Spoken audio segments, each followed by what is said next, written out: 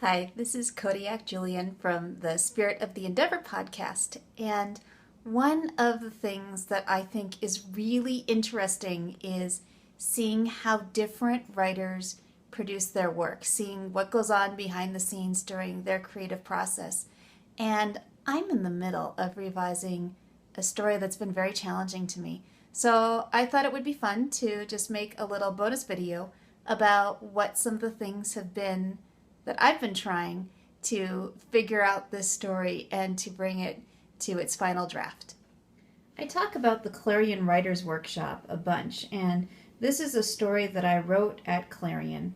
My goal at the time was I wanted to write a story that once the reader finished reading it, they would suddenly have a realization at the end of the story that their whole understanding of the story was completely wrong. It's a mind-bendy heist story.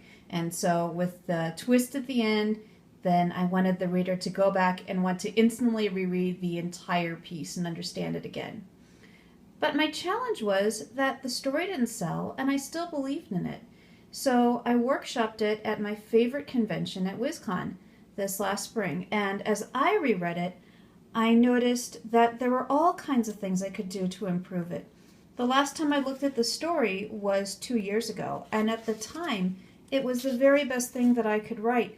But looking at it a few months ago, I saw lots of opportunities to improve it. Like this note right here, tighten and better language in my, horrible handwriting.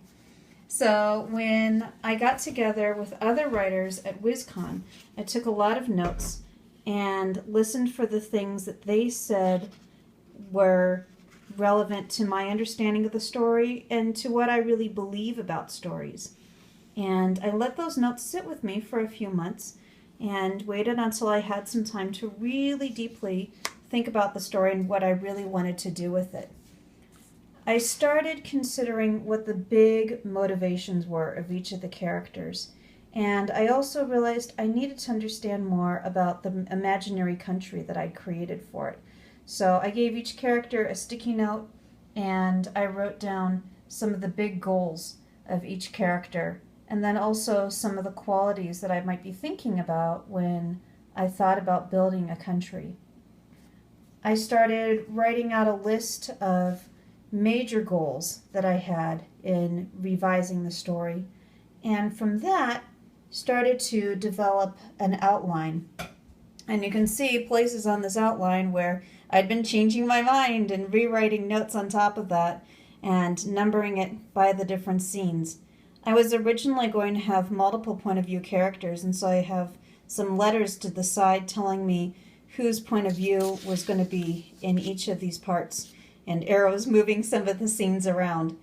I realized, though, when I started to reach the end, it was getting really complicated. And so I ended up starting to sketch out different versions of how it could work with my little, stick figure drawings. Could I try it this way? Could I try it this way? Labeling the characters. Oh, where is this character this entire time? And then there was some point when I realized, oh, there are too many weapons going on. It would be too easy to end this scene the way that I wanted to. Or too easy to end the scene before I was ready for the emotional conflicts to happen. Started making lists of, okay, these are some characters who are expendable at the end, but these are really the things that I really want to see happen in order for each character to really get their just desserts and the symbolic meaning. For a while, I considered actually removing one of my characters from the story entirely because it was getting so cluttered. So I started making a T-chart to see, if I have this character here, what are some things that would happen in the narrative? If I cut this character and give his jobs to other people, how would this play out? I ended up deciding to keep him, and I'm pretty excited with how things are turning out. I've been using Scrivener to do my writing, and I like it because I can see all of my scenes at the side, and I've been labeling the scenes with just some brief keywords to help me remember what's going on in each scene. I also like how I can see my progress bars. I can see that I'm approaching the total length of words I would really like the story to be, and that I can see I've achieved my word goal of writing 1,000 words today. I also like how I can make some notes to the side. So these are some revision notes, some things that I'm going to be fixing, probably tomorrow when I sit down to write.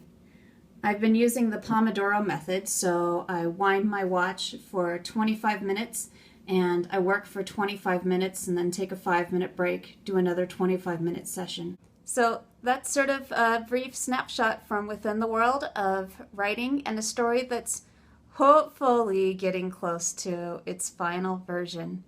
So if you're interested in the kinds of minutiae that writers go through the way that I am, then hopefully it was fun. And if you have something sharing the minutiae that writers go through, I would be interested to see it. I'm on Twitter at Spirit of the Endeavor and also on Twitter at Kodiak Julian. And you can hear our podcast, Spirit of the Endeavor, on iTunes. And then if you're interested in seeing some of my published fiction, I just had a story come out at Grimoire Magazine. That's at wearegrimoire.com. I also have a story on Lady Churchill's Rosebud Wristlet magazine at Writers of the Future Anthology, volume number 29, and in the anthology Stitches, Witches, and Bitches. And hopefully more to come soon. Thanks so much.